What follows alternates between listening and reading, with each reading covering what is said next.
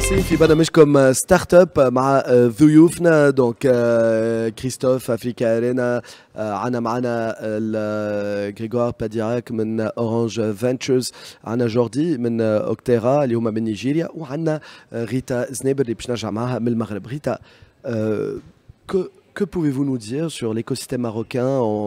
Il y a quelques startups tunisiennes qui essayent de s'y installer. Voilà, c'est un écosystème émergent. Comment ça se passe? Sur quoi il est construit? Quels sont les key players? Qu'est-ce qui fait que cet écosystème pourrait être attractif? Voilà. Aide-nous à connaître un petit peu plus l'écosystème marocain. Merci pour la question. L'écosystème marocain est un écosystème qui a pas mal évolué depuis maintenant quelques années. On a eu une première vague, les premiers VC ont vu le jour en 2012. Puis ensuite, il y a eu une vraie propulsion de l'écosystème à partir de 2018 avec la mise en place du fonds le fonds Innov Invest, qui a permis d'émerger, de voir émerger plusieurs incubateurs et plusieurs investisseurs, dont notamment Azure, MNF, MTech et bien d'autres. C'est un écosystème qui est assez intéressant parce que dans la plupart des fonds, donc aujourd'hui on a l'UM6P Ventures par exemple, la CDG 212, qui sont assez connectés avec les corporates. Et à côté on a des fonds qui sont entièrement focus venture capital avec un background plutôt private equity on va dire. Et le fait d'avoir cet écosystème qui connecte aussi bien les corporates que les fonds de VC, que permet en fait à des startups d'avoir accès à un marché. Et donc typiquement pour des startups étrangères qui souhaitent venir au Maroc, nous ce qu'on leur recommande en général c'est d'avoir dans leur tour de table un investisseur local qui leur permettra aussi d'avoir accès à un marché et de faciliter aussi les échanges. Donc à titre d'exemple, nous par exemple Calis Ventures, à côté de Calis, on est aussi une banque d'affaires avec 15 à 20 ans d'expérience dans l'écosystème marocain. Et ce qu'on essaie de faire aujourd'hui, c'est que dans tous les investissements qu'on a, alors aujourd'hui on a fait 5 investissements dont 2 au Maroc, donc 3 hors Maroc, on essaie d'intégrer autour de table des corporates marocains qui pourront mettre un petit ticket, bien sûr sans pour autant avoir des droits importants, mais participer aussi à la croissance de la boîte localement et d'ouvrir des portes, parce que finalement c'est ça le plus difficile pour un newcomer, notamment un Tunisien qui voudrait s'installer au Maroc, c'est d'avoir le support local et d'avoir accès au marché. Et je pense que le fait d'avoir une composition VC corporate dans le tour de table facilite cette première mise en marché. Et est-ce que le Maroc, aujourd'hui, l'écosystème marocain est connecté à d'autres écosystèmes? Est-ce qu'il y a des ponts? Moi, je me rappelle, c'était un sujet très intéressant dans les 2 dernières éditions d'Africa Arena, que ce soit le Summit à Cape Town, mais même en Tunisie l'année dernière, c'est building bridges between ecosystems. Donc, où en êtes-vous en matière de construction de ponts? Alors aujourd'hui, tout comme on l'a vu hier d'ailleurs à l'OST, où on a vu des partenariats avec le MIT, avec d'autres écosystèmes à l'international. Au Maroc, nous avons entre autres l'UM6P Ventures qui fait un très bon travail par rapport à ces partenariats-là avec de grosses universités aussi à l'international, mais aussi des co-investisseurs internationaux tels que dernièrement ils ont investi par exemple dans la start-up Agritech Terra qui dans son tour de table a l'un des plus gros investisseurs dans l'industrie agricole au monde. Donc on est assez ouvert à d'autres écosystèmes. Aujourd'hui, bon, je ne sais pas. Alors avec Jordi, on discute souvent. Aujourd'hui, avec Octera, en fait, on discute souvent sur des opportunités d'investissement. On est ouvert avec d'autres pays et on arrive aussi à créer le bridge, typiquement avec l'Afrique de l'Ouest. Donc on a l'une des startups dans le portefeuille qui est sénégalaise et donc on arrive à créer des bridges avec le Sénégal parce que typiquement à partir du Maroc, personnellement, je trouve que la plupart des startups vont juste après le Maroc au Sénégal parce qu'il y a une proximité culturelle, une facilité de marché. Puis après le Sénégal, on va aller viser la Côte d'Ivoire parce que c'est un continuum assez logique. Et ça, c'est quelque chose qui m'a pas mal surpris en venant ici en Tunisie, c'est que la plupart des boîtes tunisiennes, souvent, vont plutôt vers l'Europe et pas du tout vers l'Afrique. Or, bon, je sais pas si tu peux confirmer Grégoire ou Jordi, la plupart des boîtes dans lesquelles, africaines, pensent à une expansion plutôt dans d'autres pays d'Afrique et pas forcément naturellement vers d'autres pays européens et américains. Et je trouve ça super intéressant parce que parfois les marchés, enfin la capacité d'achat et le pouvoir d'achat est beaucoup plus dans ces marchés-là que dans le marché africain. D'accord. Alors, pour résumer, donc حكينا على المغرب على l'écosystème المغربي الخصوصيات نتاعو. Juste une dernière petite question avant de passer à Greg Padillac, parce que lui il est sur un marché, enfin il vit au Caire, et au Caire on se développe pas trop sur l'Europe justement, donc c'est l'antithèse de exactement ce que tu viens de dire. Mais est-ce qu'il y a un cadre légal spécifique comme il y a eu le Startup Act en Tunisie, au Sénégal? Est-ce qu'il y a quelque chose de spécifique ou pas pour les startups aujourd'hui? Malheureusement non, aujourd'hui au Maroc. Pas pour l'instant, est-ce que Pas pour l'instant, mais on est en train de préparer ça avec Excellent. un consortium. On est vraiment en train d'essayer de pousser. On a l'AMIC qui fait et l'AMMC qui font un travail incroyable dans ce sens. Donc non, l'écosystème essaie de pousser dans le bon sens pour trouver en fait un Startup Act qui pourrait permettre à des startups d'émerger. Excellent, parce qu'en Tunisie c'est comme ça que ça s'est fait, hein. C'est bottom top, ça s'est fait de l'écosystème, voilà. L'Égypte, tiens, j'en profite, on va parler du Maroc, on parle de l'autre voisin où il y a pas mal de startups tunisiennes aujourd'hui qui vont s'installer. Dabchi en est un récent exemple. Je ne sais pas s'il y a un lien de cause à effet avec Orange Ventures et votre présence là-bas, mais Dabchi.com vient de se lancer sur un marché pas du tout facile. Ouais, et puis avant Dabchi, on avait donc Lama, dont j'avais déjà parlé. C'est la chance des entrepreneurs tunisiens, c'est de se dire depuis le début comment je fais pour m'étendre, parce que c'est une nécessité. Et c'est vrai que l'Égypte, qui est juste à côté, est un magnifique marché, à la fois en termes de profondeur de population, avec cette forte concentration au Caire, ce qui permet un scale, c'est-à-dire un accès au marché, je dirais presque plus simple. Il y a une proximité linguistique, même si c'est pas tout à fait le même dialecte. Moi, je suis impressionné. Les entrepreneurs tunisiens que je rencontre, pour la plupart, parlent un arabe égyptien aussi impeccable.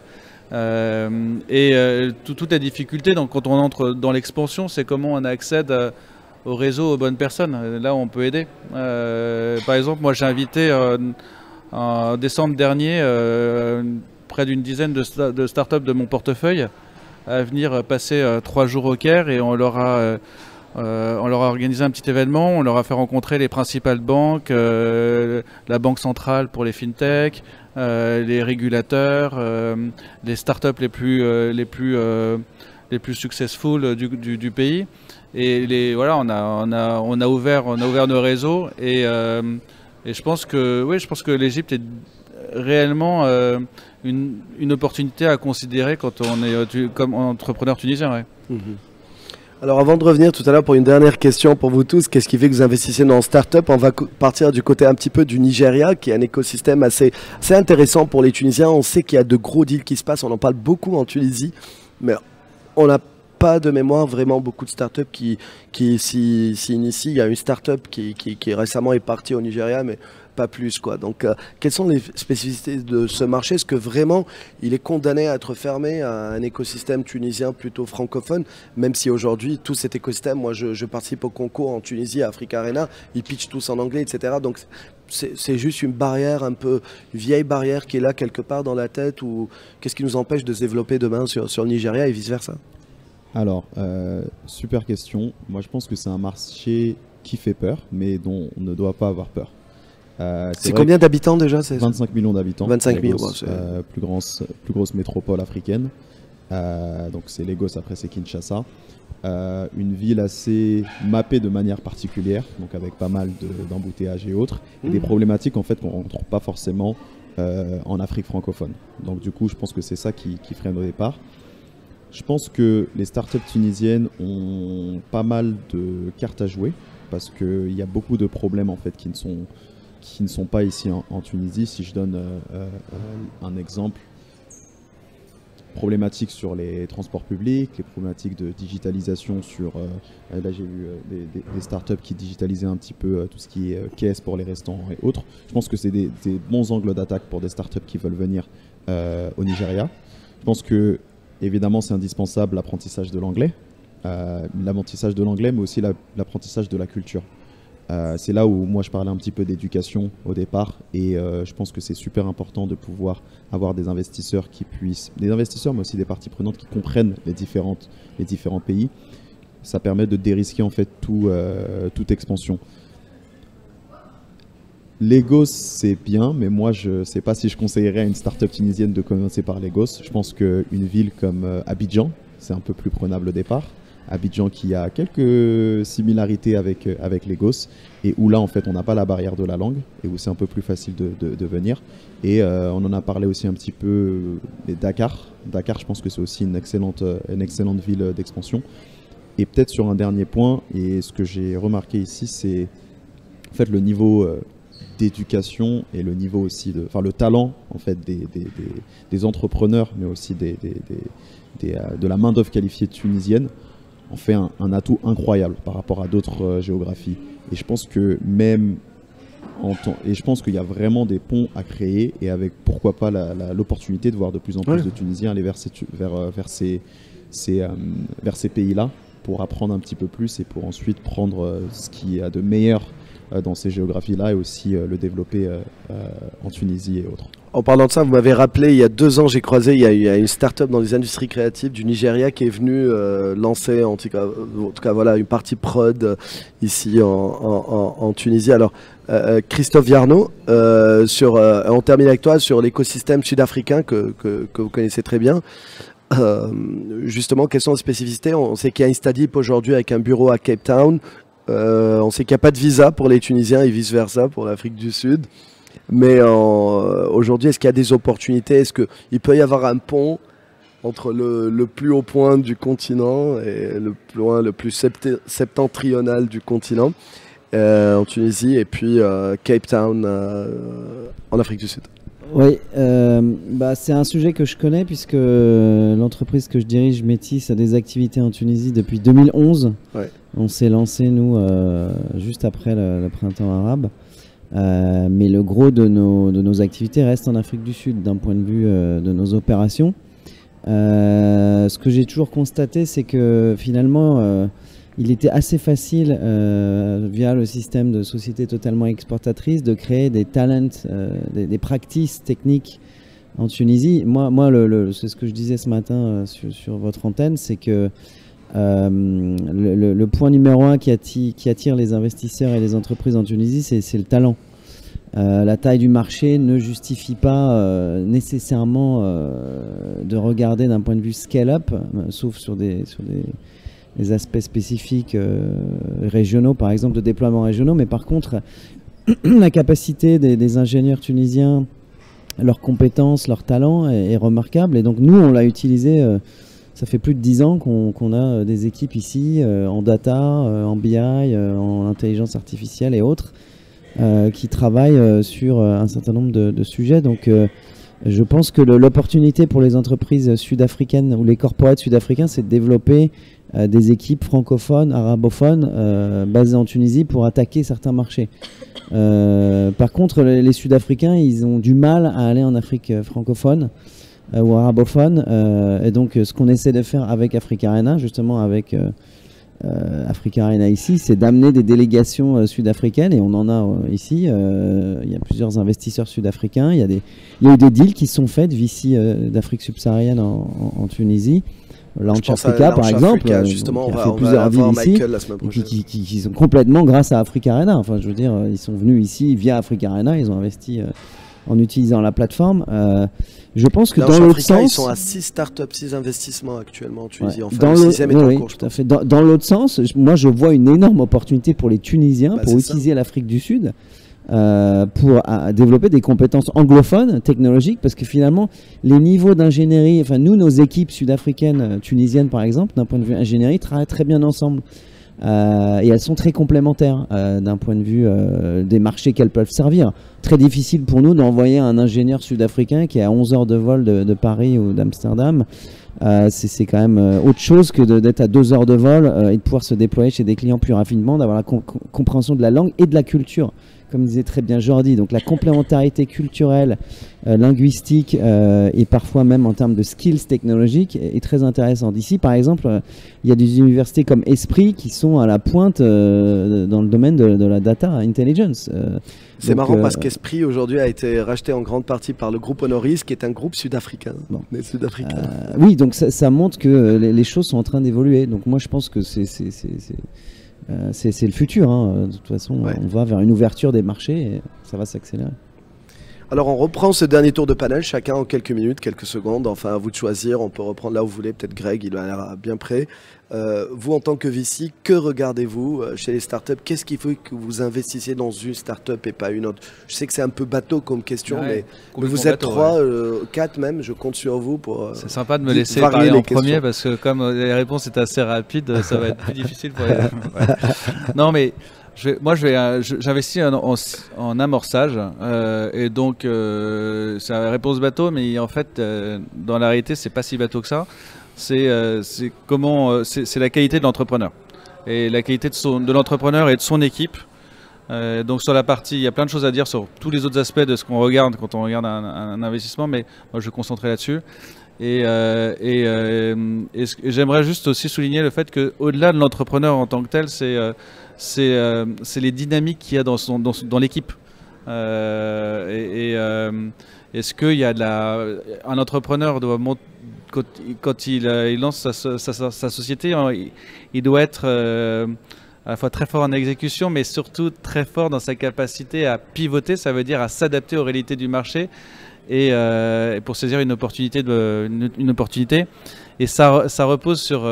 c'est une alchimie assez spéciale dans une équipe. Et donc voilà, c'est ça que j'aime regarder. C'est très subjectif. Évidemment, on ne peut rien quantifier. Ça veut dire qu'il faut passer beaucoup de temps avec l'entrepreneur pour bien comprendre et avec son équipe. Et voilà, c'est souvent, et quand on investit, il y a souvent une dimension coup de cœur qui est importante. Et je laisse les parties plus techniques à mes chers collègues.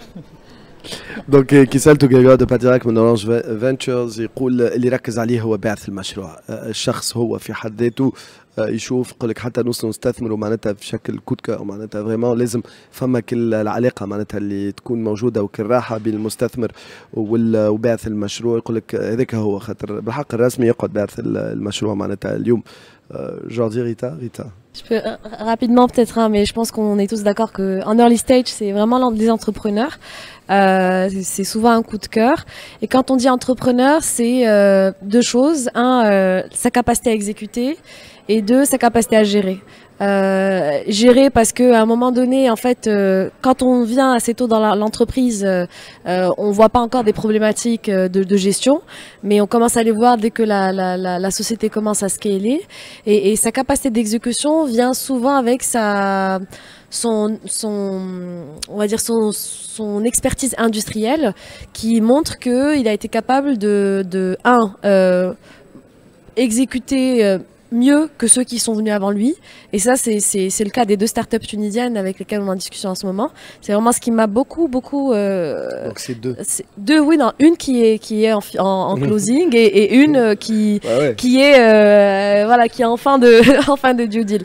Mais voilà, vous les deux, c'est vraiment... C'est ça, et quand vous avez vu tout ce qu'on dit sur l'écosystème tunisien... Non, pas du tout. Au début, vous allez revoir, vous allez réécouter l'émission, vous verrez que j'ai bien dit deux startups. On est très content alors d'avoir plus Calice ici. Mais avec l'historique de la banque d'affaires. Mais ce qui est intéressant, c'est surtout vraiment leur capacité d'exécution. C'est juste incroyable ce qu'ils ont pu faire dans des marchés assez compliqués.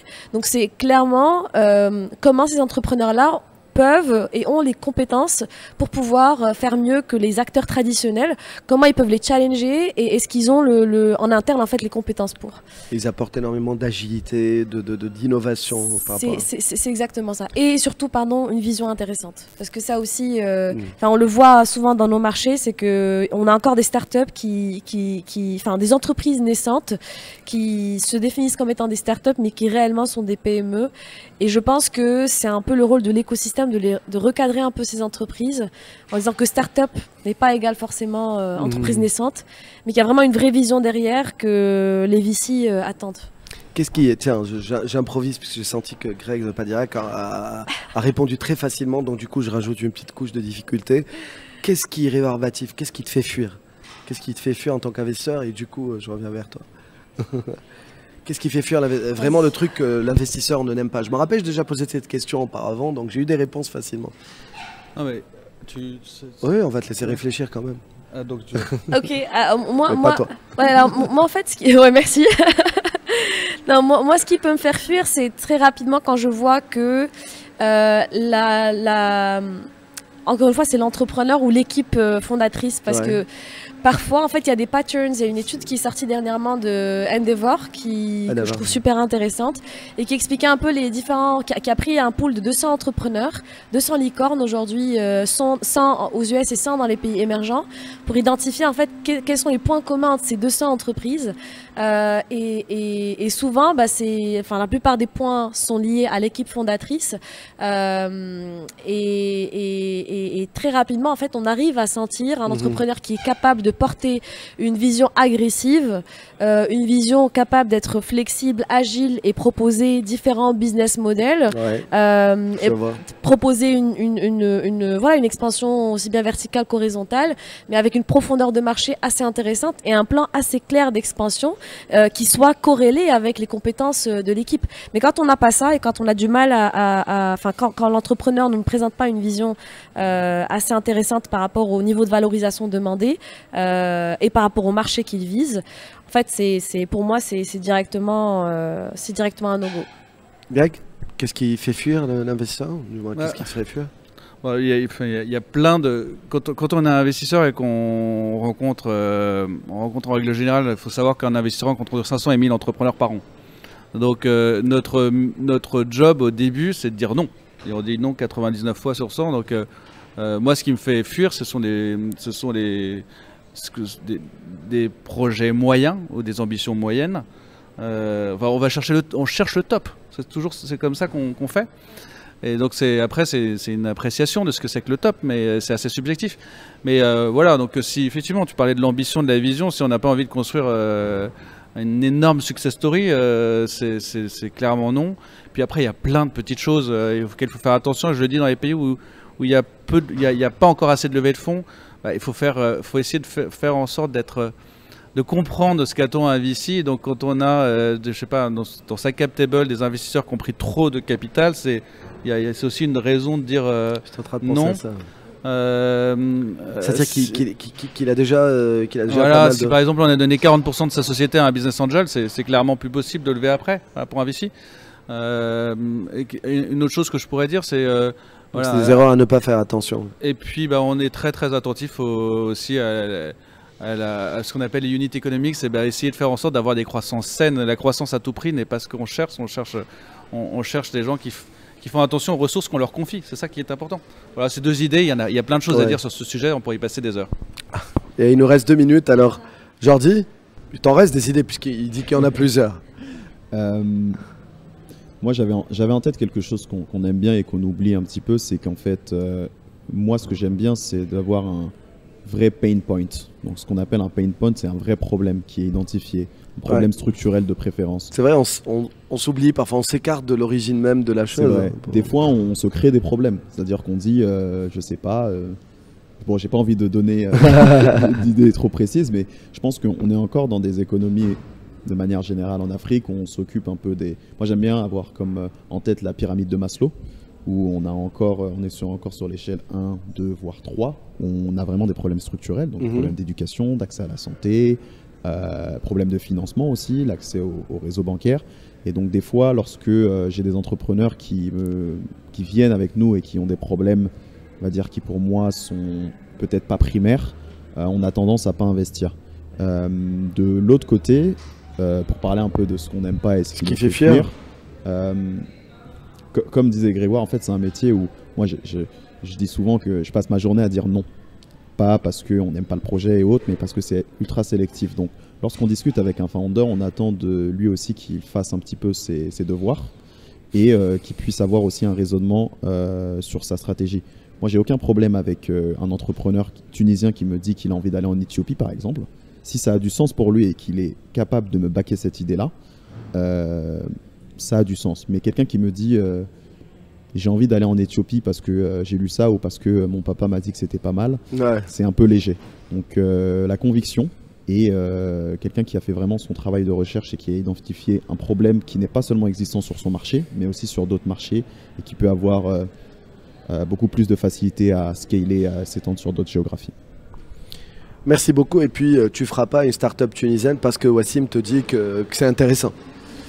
J'en ferai une parce qu'on en a sur notre wishlist, mais je sais pas si tu m'as influencé assez. En tout cas, il y a quelqu'un ici qui a été influencé. Enfin, il m'a pris 2 coups. Il m'a dit, tu penses quoi de telle start-up? Je pensais qu'il demandait comme ça. Heureusement, je lui ai donné un feedback positif parce que je pense beaucoup de bien de cette start-up qui se développe déjà très très bien au Maroc, qui se développe un peu partout.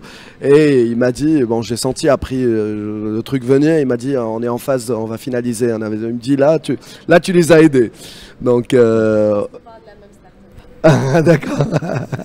C'est bien, c'est bien. Ils sont déjà au Maroc. Ils sont bien un peu. Ouais. Mot de la fin pour Christophe Viarno, fondateur d'Africa Arena, en tant qu'investisseur ou surtout sur Africa Arena qu'on a déjà vécu cette semaine. What's next pour l'année prochaine? Alors, en tant qu'investisseur ou what's next pour l'année prochaine? Non, j'ai posé 2 questions. L'investisseur, pour que tu répondes, parce que tu es investisseur, et sur Africa Arena. J'ai peut-être une vision un peu différente parce que nous, notre job, c'est de mettre en face des investisseurs le meilleur deal flow, mais aussi le plus diversifié, puisque de la Climatech à l'AI, en passant par l'agritech ou les tech, il faut quand même qu'on puisse couvrir un peu tous les besoins, on va dire. Moi, je fais toujours très attention à voir. Pour moi, c'est l'équipe avant tout, évidemment, mais la passion ne suffit pas. Execution, it's strategy. Execution, it's strategy for breakfast. C'est-à-dire que, in fine, ce que je vois, c'est que les startups qui réussissent vraiment à scaler de manière et être des success stories que tous les VC cherchent, c'est finalement des founders qui, d'abord, il y a une assez forte diversité dans l'équipe. J'ai rarement vu un sole founder réussir. C'est souvent d'ailleurs ce qui me fait fuir. Tiens. Un sole founder tout seul qui va. Non, ça j'ai rarement vu des choses qui fonctionnent à ce domaine-là, mais aussi qui vont être focalisés sur l'exécution et pas devenir tellement passionnés par leurs produits qu'ils vont se perdre à vouloir développer toujours la version d'après qui va tout changer et in fine qui vont faire un burn et ils vont jamais y arriver.